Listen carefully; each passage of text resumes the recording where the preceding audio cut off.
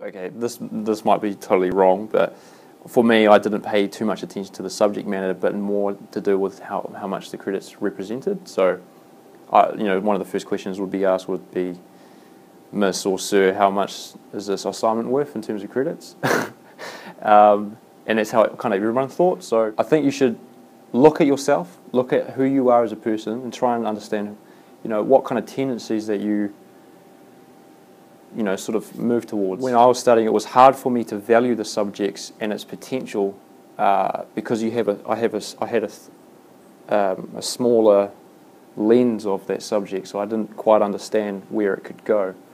So I had to rely on the teacher, whether I admired them or not, and how they talked about the subject. I did find that with English, I thought that I couldn't spell, and with maths, I thought I was bad at maths. And I really think that it wasn't, funnily enough, it was the teachers that I didn't get along with very well. They were quite condescending to me, and they used to treat me, not very nicely. So I, in turn, didn't respect them and probably didn't listen to the subjects. So it is amazing how effective a teacher's thoughts can have on a student.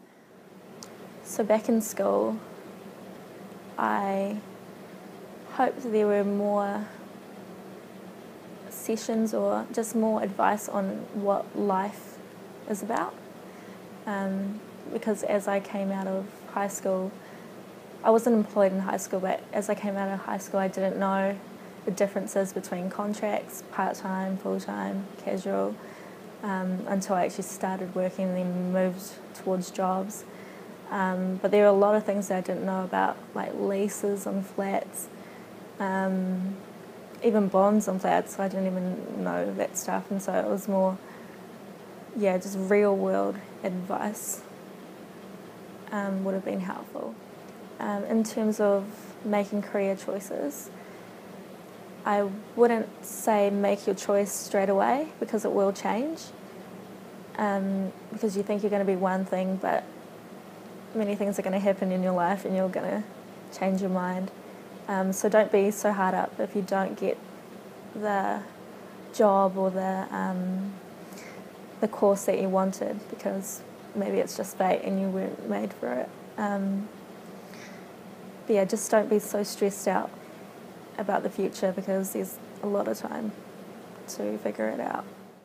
Try new things, try fun things and find out what you enjoy and what you don't enjoy.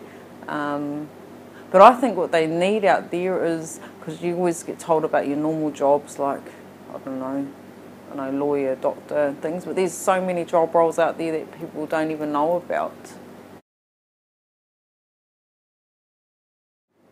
Talk to careers advisors, I would, actually, or friends or family or someone that has that inspires you.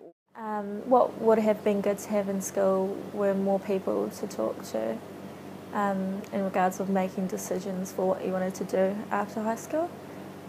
We had a careers advisor, but they were more encouraged when in your later years of high school. But I think it would have been good if you just had someone there to just walk into the office and just have a chat about your subjects or something, or where you were going. So for people who are influencing students, I would say don't pressure them into one path. Listen more, because there's a lot of things going through your head when you're in high school and you want to do everything, but you can't.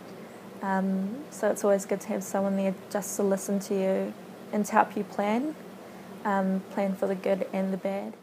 So some advice I'll probably give to teachers or influencers of children or young people studying would be to encourage them, to respect them as people, be the support for them to see themselves.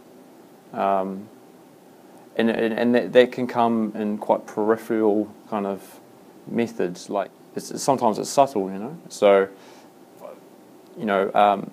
encouraging them when, maybe they're drawing a picture and, they're having a little bit of doubt about themselves, just being there for them and saying that, you're doing good. You know, those kinds of little subtleties are actually really effective because they were effective in my life, and that actually kind of defined why I wanted to do certain career paths. Was not necessarily to do with a subject matter, but to do with the teachers themselves as people. They made me feel confident